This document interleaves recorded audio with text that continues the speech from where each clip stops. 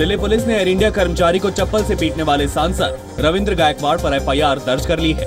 वहीं air India और federation of Indian airlines ने शिवसेना सांसद की हवाई यात्रा पर बैन लगा दिया है। एफआईआर दर्ज कर ली है, इन्वेस्टिगेशन शुरू हो गया है। साइमल्टेनियसली थॉरो प्रोब के लिए और डिटेल्ड प्रोब के लिए दिल्ली पुलिस क्राइम ब्रांच को ये केस ट्रांसफर कर दिया गया है। MPs, I'm also an MP. We are not above the law. We have to follow the law of the land. Air India की फ्लाइट में कर्मचारी को पीटने वाले सांसद ने माफी मांगने से इनकार कर दिया है और दिल्ली पुलिस को गिरफ्तारी को लेकर चुनौती भी दी है। काय के लिए मेरी गलती नहीं तो पश्चाताप का है। मैं नहीं मांगूंगा, वो आके माफी मांगना पड़ेगा। मुझे अरेस्ट करे दिल्ली पुलिस, मेरा पार्टी उद्धव साहब देखेंगे।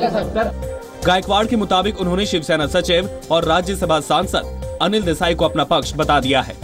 कल उन्होंने पुणे से दिल्ली आते हुए एयर इंडिया कर्मचारी को चप्पल से पीटा था और ये बात उन्होंने खुद स्वीकार भी की थी।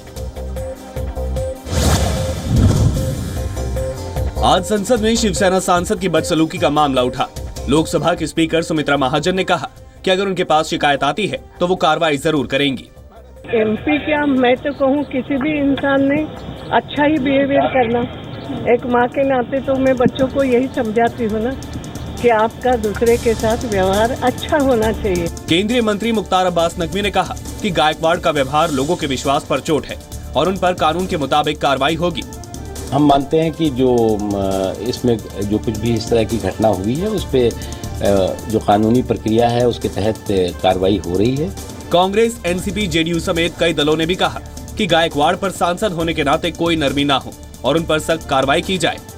जो कुछ भी शिवसेना MP ने एयर इंडिया के फ्लाइट के ऊपर किया, इसी कारणों के वजह से आम लोगों के बीच पॉलिटिशियन लोगों के बारे में गुस्सा है और इसी के वजह से पॉलिटिशियन लोग बदनाम है। पिनल ऑफेंस के तहत कार्रवाई होनी चाहिए और उसके साथ साथ उन्हीं के पार्टी, जिस पार्टी को वो बिलोंग करते हैं, उस पार्टी के जो बॉसेस हैं, जो हाईकमान है, उन्होंने उनके खिलाफ कार्रवाई भी करनी चाहिए क्योंकि ये एक बहुत ही गलत संदेश जाता है।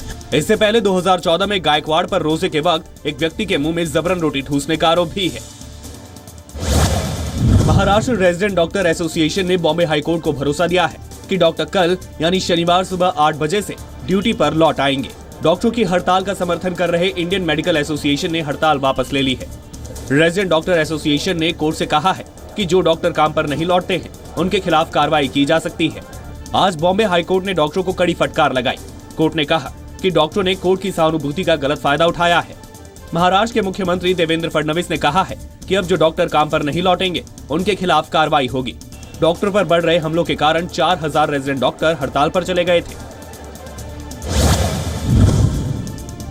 कोल ब्लॉक केस में कांग्रेस के पूर्व सांसद नवीन जिंदल की मुश्किलें बढ़ गई हैं। स्पेशल कोर्ट ने CBI की सप्लीमेंट्री चार्जशीट को स्वीकार कर लिया है।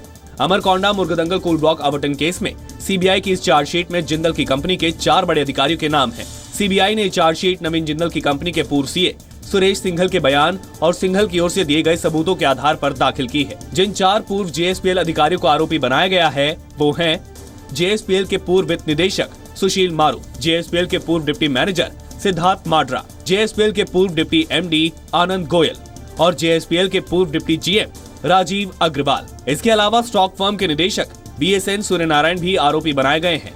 कोर्ट ने सभी 5 आरोपियों को 10 अप्रैल को कोर्ट में पेश होने को कहा है। इन 5 आरोपियों पर रिश्वत लेन देन में मध्यस्थ की भूमिका का आरोप है।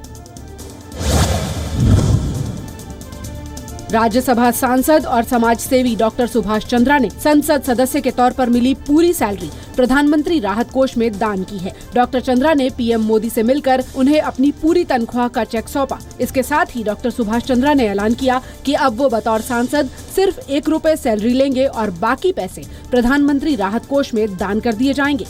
डॉक्टर चंद्रा ने ट्वीट करके बताया कि मैंने संसद से मिली अपनी 100% तनख्वाह प्रधानमंत्री राहत कोष में दान कर दी है।